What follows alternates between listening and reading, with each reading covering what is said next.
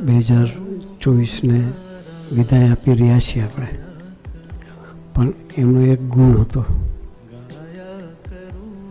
2-4. બે સારા સંતો અને 4 સારા ભક્તો સાથે જીવ જોડી અને આપણે 2024ને વિદાય આપી છે.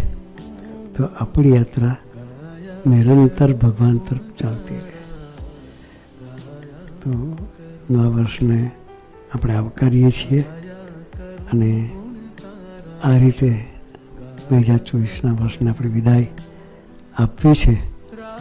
તો એ 24ના વર્ષનું જે ભાથું આપણને આપ્યું છે એનું મનન ચિંતન કરતાં કરતાં આપણી યાત્રા સ્વામીજી તરફ ચલાવતા રહીએ. એ ચલાવવા માટે ગુરુએ ખૂબ ખૂબ ખૂબ બળ બુદ્ધિ શક્તિ આપે, એ જ પ્રાર્થના. સજાન.